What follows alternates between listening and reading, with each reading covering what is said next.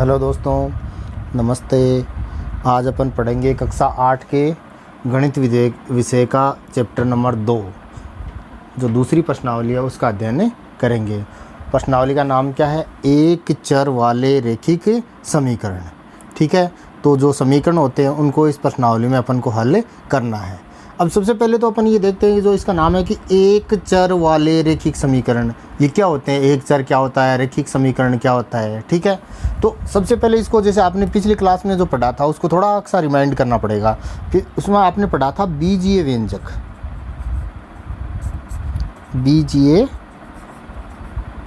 व्यंजक, ठीक है, आपने बीजीय व्यंजक पढ़े थे, उसका थोड़ा सा आपको रिमाइंड करना पड़ेगा, दिमाग में याद करना पड़ेगा, और उसके बाद में अपन इनको समझते हैं। कि जैसे मैं लिख दूं, आपने देखा होगा कि 4x, या आपने लिखा होगा कि 6y, या आपने देखा होगा कि 16a, या आपने देखा होगा कि 26m, इस तरह से आपने देखे होंगे। तो ये अपना बीजीय व्यंजक होता है। जैसे इसके अंदर क्या होता है, संख्या भी आती है और एक जो x, y, z, a, b, c, m, n वगैरह कुछ भी लिख सकता है वो। ठीक है, तो इसमें इसको अपन क्या कहेंगे? बीजीय व्यंजक कहेंगे। ठीक है, ये अपने क्या है? बीजीय व्यंजक है। ठीक है, तो अब इसके अंदर जैसे दो चीज़ें हैं, एक तो है अपनी संख्या और एक है अपना x, y जो भी है। ठीक है, तो जो इसको जो संख्या है इसको अपन कहेंगे चर पद या चर राशि। ठीक है, सॉरी, अचर राशि। संख्या को अपन क्या कहेंगे? अचर राशि। और जो आगे x, y, a, b, c जो भी दे रखा है उसको अपन कहेंगे चर राशि।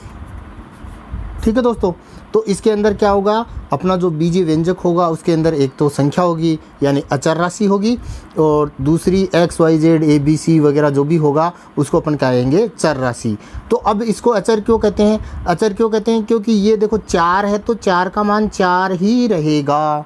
ये न तो 5 हो सकता है न 3 हो सकता है, ये चेंज नहीं होगी, इसलिए अपन इसको क्या कहते हैं? अचर राशि कहते हैं।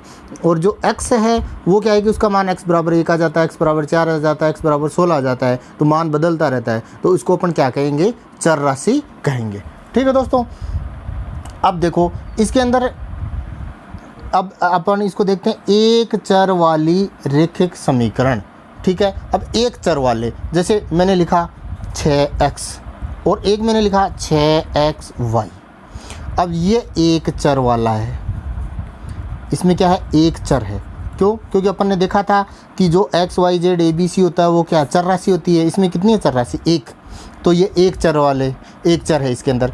इसके अंदर दो चर हैं, यानी x भी चर राशि है और y भी चर राशि है। तो अपन को इस प्रश्नावली के अंदर सिर्फ एक चर वाले ही पढ़ने हैं, जैसे 7x, 7a, 7y, 16b, इस तरह की अपन को राशियाँ हैं वो पढ़नी है। ठीक है, अब आगे है कि रैखिक समीकरण। अब ये रैखिक समीकरण क्या होता है? सबसे पहले अपन देखते हैं रैखिक समीकरण क्या होता है। कि जैसे एक मैंने लिखा 6x और एक मैंने लिखा 6x²।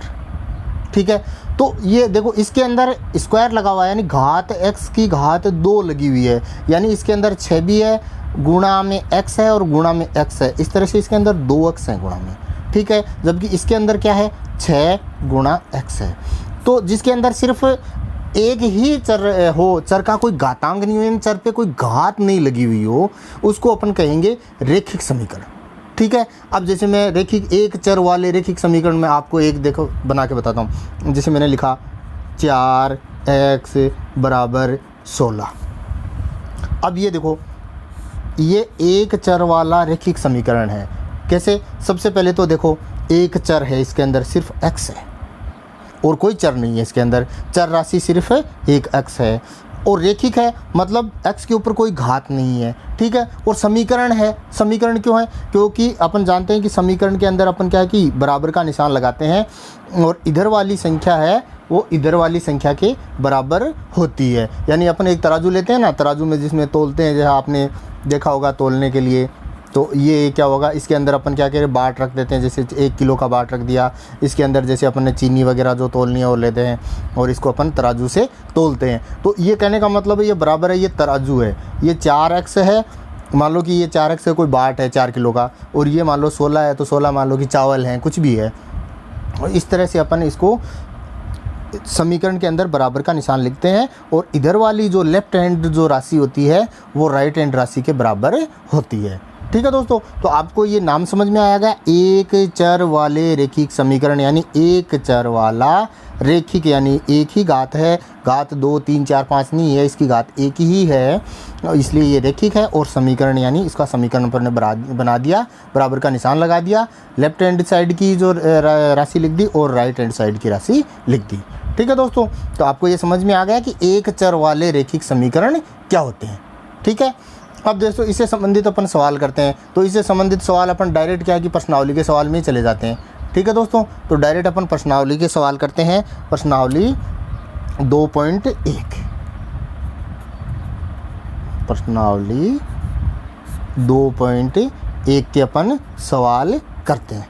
ठीक है दोस्तों, देखो इनके सवाल।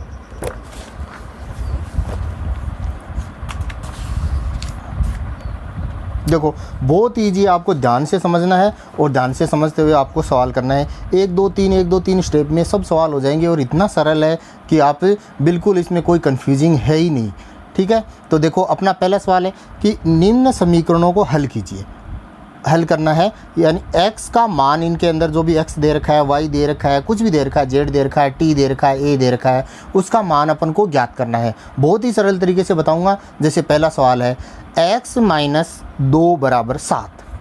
क्या है पहला सवाल अपना, क्या है? x माइनस 2 बराबर 7। अब देखो इसको अपन हल करते हैं कि x माइनस 2 बराबर 7। अब देखो इसको हल कैसे करना है। अब अपन यहाँ इसके ऊपर बराबर का निशान नहीं लगाएंगे, क्यों? क्योंकि बराबर का निशान तो इस समीकरण में यहाँ लगा हुआ है। ठीक है ना। अब देखो,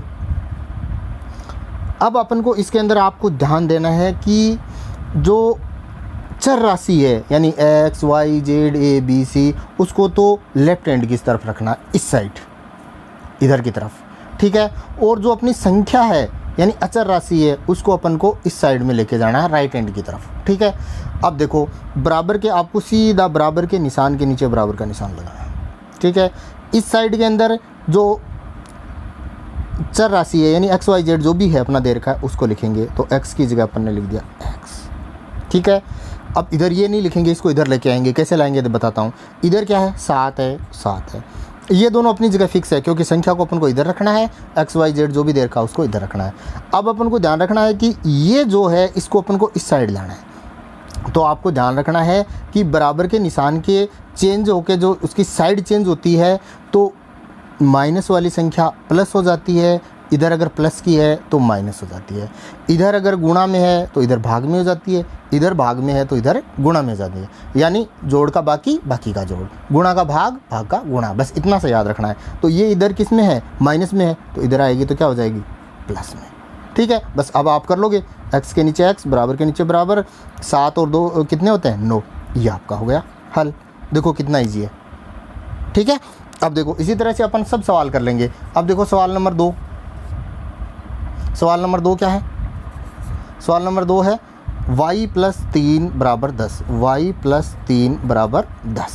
देखो इसी तरह से करना है, कोई दिक्कत वाली बात नहीं है, एकदम इजी तरीके से अपना ये सवाल हो जाएगा। बराबर के निशान के नीचे बराबर, इधर जो x y z जो भी दे रखा है उसको इधर ही रखेंगे, संख्या के नीचे संख्या, इन दोनों का कोई स्थान चेंज नहीं हुआ, इसलिए इन पर कोई भी प्लस माइनस की चेंजिंग नहीं है। अब देखो इस 3 को अपन इस साइड में लाएंगे, बराबर के इस साइड में लाएंगे, तो इधर ये प्लस में है तो इधर आएगा तो माइनस में।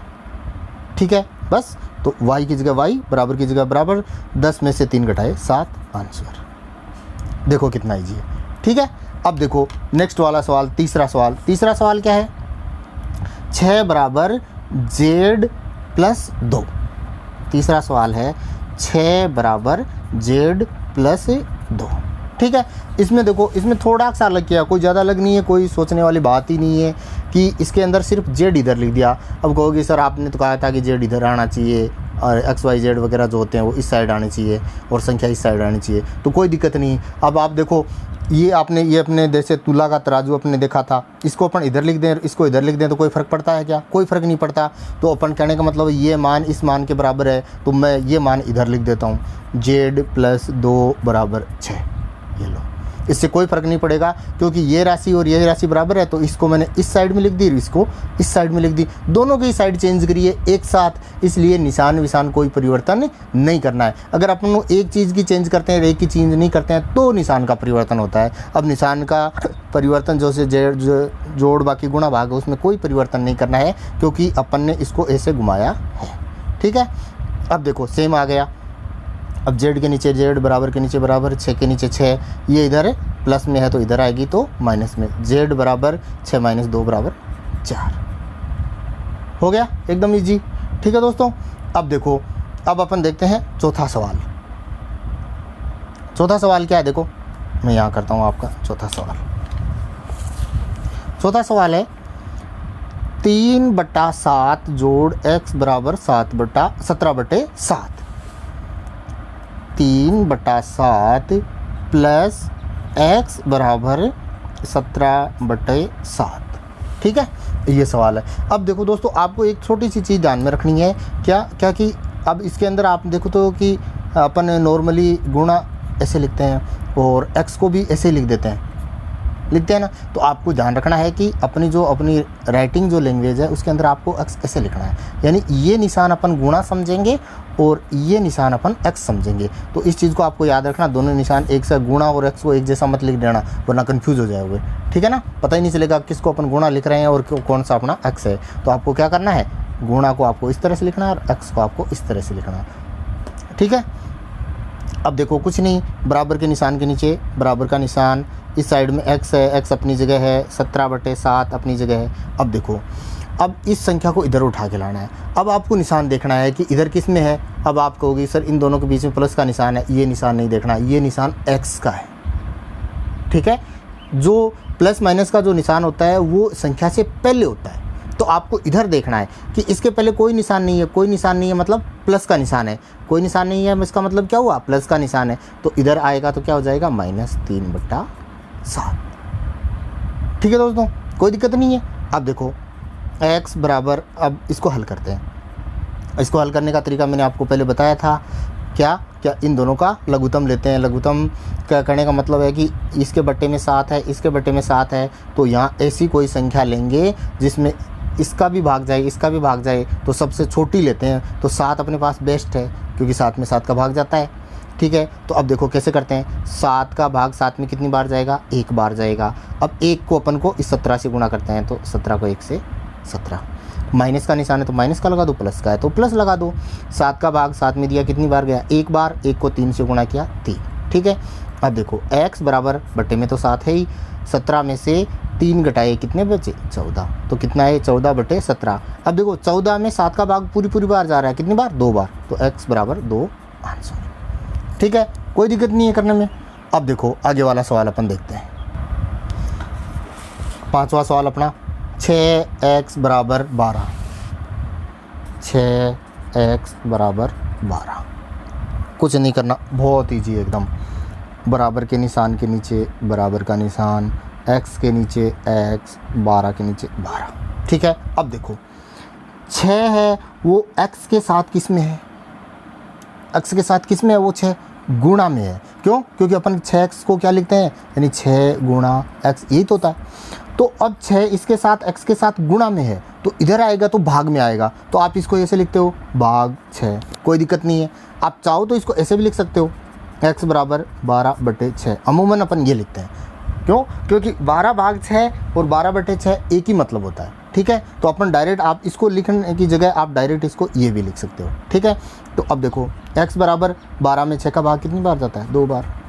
आंसर हो गया सवाल। अब देखो नेक्स्ट सवाल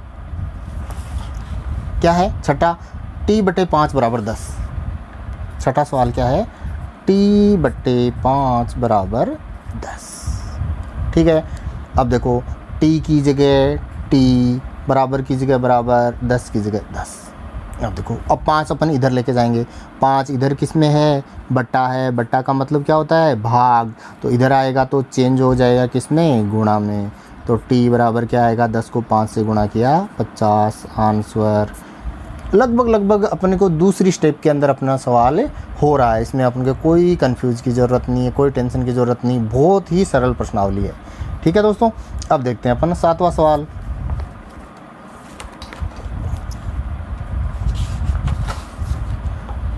अपना 7वां सवाल क्या है? 2x/3 बराबर 18। 2x/3 बराबर 18। ठीक है, अब देखो कुछ नहीं करना, x की अपनी जगह सही है, बराबर का बराबर, ये 18 अपनी जगह सही है। ठीक है, अब देखते हैं। अब देखो क्या देखना है, 2 है वो x के साथ किस में है? मैंने अभी अपन चेक किया था कि जैसे 6x लिखा होता है, इनके बीच में गुणा का निशान है, तो इसके बीच में भी किसका निशान है? गुणा का। तो ये इधर चेंज करके आएगा तो किस में चला जाएगा? भाग। तो भाग अपन लिख देते हैं बट्टे में।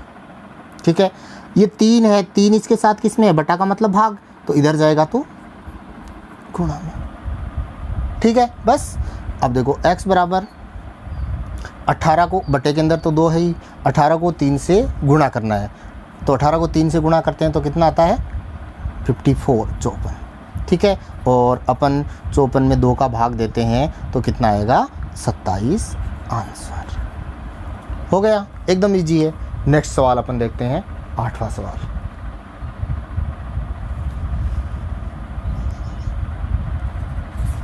8वां सवाल अपना क्या है? देखो,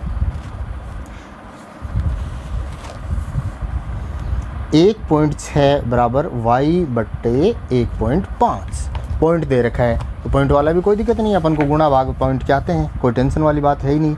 अपने पास है 1.6 बराबर y/1.5। इस सवाल को अपन ने हल करते हैं। देखो, अपने पास y इस साइड होना चाहिए था क्योंकि वो चर राशि है, अचर राशि इस साइड होनी चाहिए थी, कोई दिक्कत नहीं। अपन इस पलड़े को उठा के इधर रख देते हैं, इस वाले को इधर रख देते हैं, तो मैंने लिख दिया y/1.5 बराबर 1.6।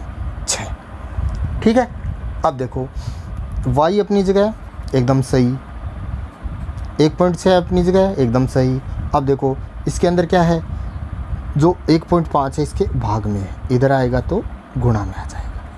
ठीक है, अब देखो y बराबर 1.5 को 1.6 से गुणा करना है, तो 1.5 को 1.6 से गुणा करते हैं तो कितना आता है? ये आता है 2.4 या 2.40, जिसे अपन लास्ट में पॉइंट लगाना, 0 लगाने की ज़रूरत नहीं है, तो ये आ गया 2.4। ठीक है दोस्तों, अब देखो 9वां सवाल। नेक्स्ट 9वां सवाल अपने पास क्या है? अपने पास है 7x - 9 बराबर 16। 7x - 9 बराबर 16। ठीक है, अब देखो अपन को क्या करना है, बराबर के निशान के नीचे बराबर का निशान, x के साथ x। अब देखो ये इसके अंदर एक तो इस 7 और x के बीच में तो है गुणा, और इनके बीच में है माइनस। ठीक है, तो अपन क्या करेंगे, पहले ये इसके नज़दीक है तो पहले दूर वाला हल कर देंगे, दूर है 9 इससे दूर है तो पहले अपन दूर वाला हल करते हैं। देखो 7, अब x के साथ में मैं 7 भी लिख रहा हूँ, क्यों? क्योंकि पहले इसको हल करना है।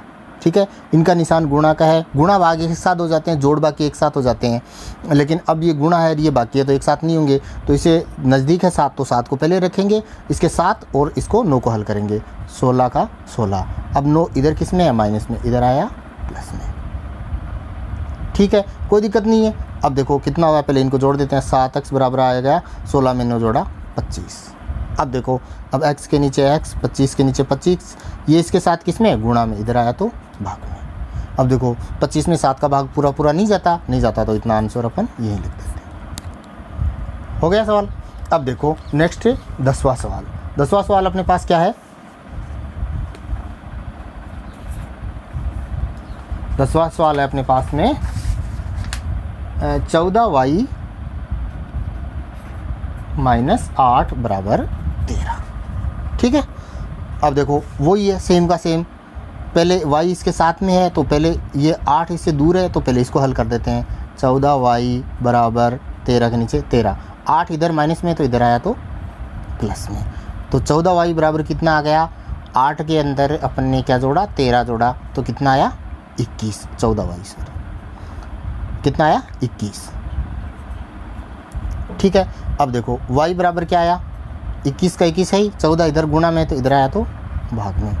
अब देखो अपने पास 14 है और 21 है, 21 में 14 का भाग तो पूरा पूरा नहीं जाता, लेकिन अपने पास ऐसी संख्या है जिसको अपन 21 को भी काट सकते हैं और 7 को भी काट सकते हैं, यानी 21 के पाड़े में भी आती है और 21 भी उसके पाड़े में भी आता है और 14 भी आता है। जैसे 7 के पाड़े में, 7 का पाड़ा 3 बार बोला 21, 2 बार बोला 14, तो इसका उत्तर आ गया 3/2। ठीक है दोस्तों, अब देखो आगे वाला सवाल, नवा ये कितना होगा 10, 11वां सवाल।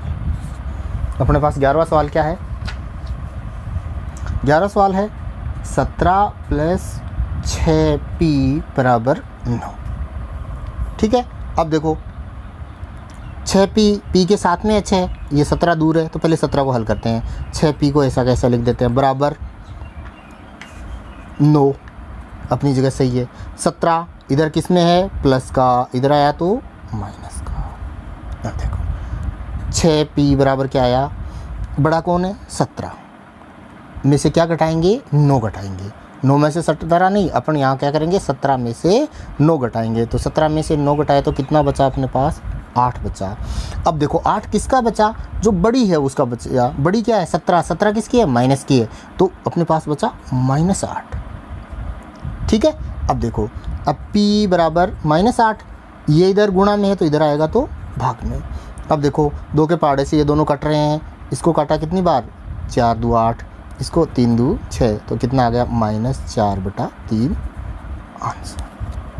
ठीक है, एकदम इजी है, कोई दिक्कत नहीं। अब देखो 12वां सवाल, अपन इस प्रश्नावली का जो अपना लास्ट सवाल है वो अपन इसको प्रश्नावली को कंप्लीट कर देते हैं 2.1 को। तो x/3 + 1 = 7/15। ठीक है दोस्तों, अब देखो अब अपन को क्या करना है, x के साथ 3 नज़दीक में है, 1 है वो दूर है, तो सबसे पहले अपन क्या करते हैं 1 को लेके जाते हैं इस साइड में। ठीक है, तो अपन यहाँ x/3 के नीचे x/3 लिख दिया, बराबर के नीचे बराबर, 7/15 के नीचे 7/15, इधर 1 है वो प्लस में है तो इधर आएगा तो माइनस में। ठीक है, अब अपन 7/15 में से 1 घटाएंगे। अब देखो इसके बटे में कुछ नहीं है तो अपन लघुत्तम लेंगे तो क्या लेंगे, तो बटे में अपन किसी भी संख्या के 1 लगा सकते हैं। अब देखो अपने पास क्या आया, x/3 बराबर लघुत्तम लेते हैं, ऐसी संख्या जिसमें 15 का भी भाग जाता हो, 1 का भी भाग जाता हो, छोटी से छोटी लेनी है तो मैं ले लूँ 15। 15 के अंदर 15 का भी भाग जाता है, 1 का भी भाग जाता है। ठीक है, तो 15 का भाग 15 में कितनी बार गया, 1 बार। 1 को 7 से गुणा किया, कितना आया 7, माइनस 1 का भाग 15 में कितनी बार गया, 15 बार। 15 को 1 से गुणा किया, कितना आया 15। ठीक है, अब देखो इसको आगे करते हैं। अपने पास क्या आया, x/3 बराबर 15 में से 7 घटाने हैं। 15 में से 7 घटाए तो कितने बचे, 8। 8 किसके, जो बड़ी है वो बड़ी कौन सी है, 15। 15 किसकी है, माइनस की, तो बचे -8/15, क्योंकि बटे में 15। ठीक है, ये हो गया। अब देखो अब अपन क्या करते हैं, ये x है, x के साथ 3 किस में है, भाग में, तो इधर इसको लेके जाते हैं तो किस में चला जाएगा, गुणा में चला जाएगा। देखो x बराबर -8/15, ये इधर भाग में है तो इधर गुणा 3। गुणा हमेशा ऊपर वाले के साथ होगा, ठीक है, नीचे वाले के साथ मत कर देना। अब देखो कितना आया, x बराबर प्लस माइनस क्या होगा, -8 को 3 से गुणा किया, 24/15। अब ऐसी कोई संख्या है क्या जिसके पार्ट में भी 24 भी आते हैं और 15 भी आते हैं, बिल्कुल है। क्या है, 3 है। 3 के पाड़े से कितनी बार कटा, 8 बार, और ये कितना बटा, 5 बार, तो कितना आ गया अपने पास, -8/5 आंसर। ठीक है दोस्तों, ये हो गई अपनी प्रश्नावली 2.1। ठीक है, अब अपन अगली प्रश्नावली 2.2, 2.3 आगे की सभी प्रश्नावली पूरी गणित पढ़ेंगे। अगर आप मेरे साथ गणित पढ़ना चाहते हैं तो मेरे चैनल को सब्सक्राइब करें, लाइक करें, शेयर करें, और सब्सक्राइब के आगे एक बेल आइकन है उसको दबा दें और उसमें ऑल सेलेक्ट कर दें, ताकि आपको मेरा जब भी नया वीडियो आएगा आपको सबसे पहले उसका नोटिफिकेशन मिल जाएगा। धन्यवाद।